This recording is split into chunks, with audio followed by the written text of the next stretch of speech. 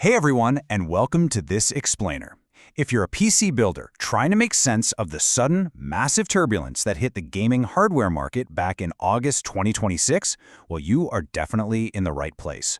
We're going to dive right in and examine exactly what's going on behind the scenes, looking directly at the latest supply chain intelligence.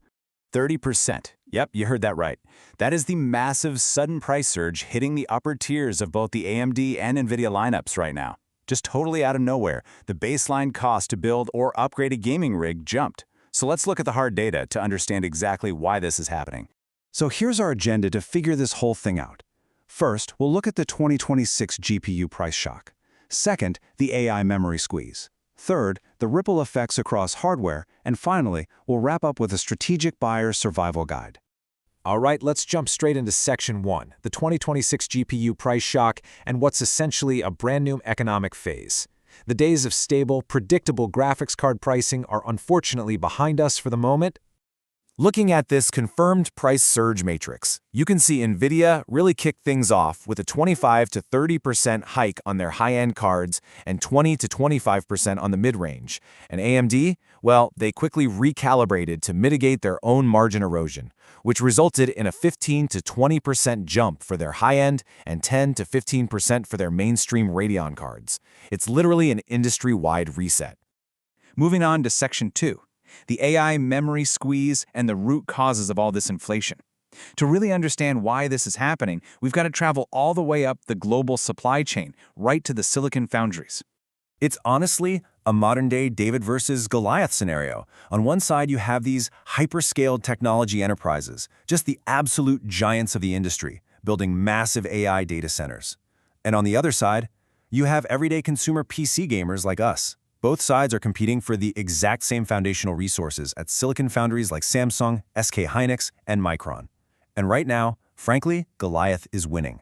Let's bust some quick industry jargon to understand the financial mechanics here. You might hear the term BOM, which stands for Bill of Materials.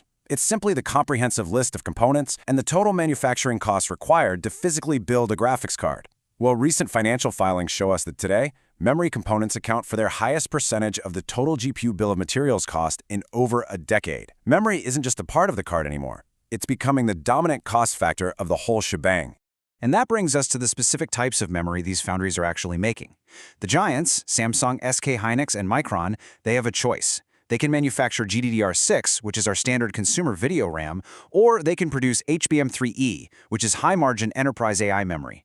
Because of the explosive enterprise demand we just talked about, these foundries are rapidly reallocating their primary silicon wafer production lines away from our GDDR6 and dedicating them to highly profitable HBM3E and HBM4 silicon. For them, it's an easy business choice, but for us, it's a massive bottleneck.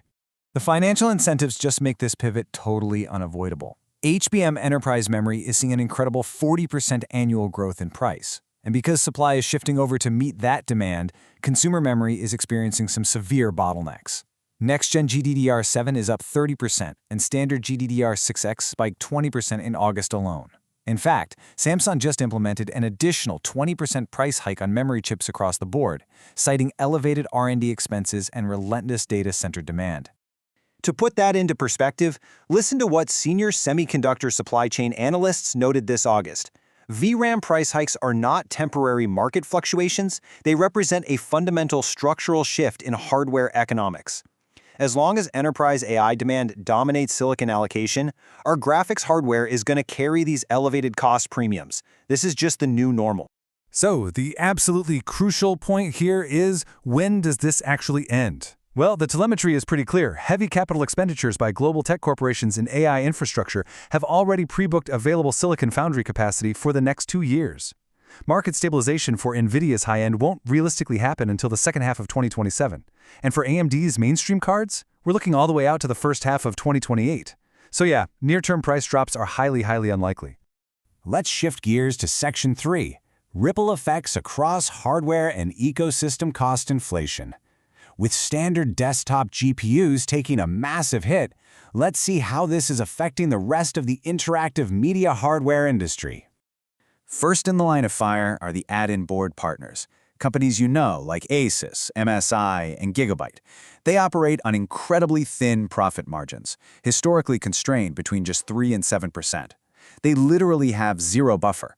Even a minor increase in memory module pricing from a supplier like Samsung completely erases their profitability. As a result, they're forced to pass 100% of these component cost increases directly on to you, the consumer. And these knock-on inflationary effects, they spare absolutely no one. While discrete GPUs are facing up to a 30% hike, new gaming notebooks are projecting 15 to 25% price increases. System integrators are raising prices on pre-built desktops too. And because new hardware is so expensive, gamers are naturally flocking to the used market, which is driving up demand and escalating prices for prior generation secondary hardware as well. It's a total domino effect. All right, let's pivot to Section 4, the Strategic Buyer Survival Guide for navigating this new hardware landscape. We aren't just here to look at the problem, we are here to solve it with some actionable advice. First up, we really need to reset our baseline budget expectations. The upcoming NVIDIA RTX 50 series now carries a benchmark base MSRP of around $650, offering a minimum of 12 GB of VRAM. Meanwhile, the AMD Radeon RX 8000 series sets a new baseline at $550 with 16 GB of VRAM. You absolutely have to factor these new realities into your upcoming build budgets if you're planning an upgrade. Now, you do have options beyond just swiping your credit card for a massive premium. Let's break down this matrix. An immediate purchase gets you peak performance but at a high cost penalty. Used hardware is moderate in cost, but you take on the risk of unwarranted, potentially degraded silicon. If you want truly cost-effective gaming, migrating to a fixed-cost console is highly viable, though, you do lose graphical customization. Finally, cloud gaming like GeForce Now offers a monthly subscription to top-tier hardware, but your experience will be absolutely dependent on your network bandwidth. So, let's put together a direct plan of action. If you're determined to build a PC right now, follow these 3 steps. Number 1, be honest and evaluate your true resolution requirements. Don't pay the 4K tax if you're realistically only gaming at 1080p. Number 2, if you are upgrading, demand a minimum of 12 GB of VRAM to ensure long-term value against modern game engines. And number 3, which is perhaps the most important, prioritize AI image reconstruction software like DLSS4 and FSR4. Over the next couple of years, leveraging software optimization to reduce physical VRAM overhead is going to be your most powerful tool. The global semiconductor supply chain has completely changed the economics of our hobby. The facts are on the table, the metrics are clear, and the stabilization timeline is pretty much set in stone. The only variable left is your strategy. So, looking at this new reality, will you pay the premium to maintain peak raw hardware performance, or will you change how you play to outsmart the market? Thank you so much for learning with me today, and I'll see you in the next explainer.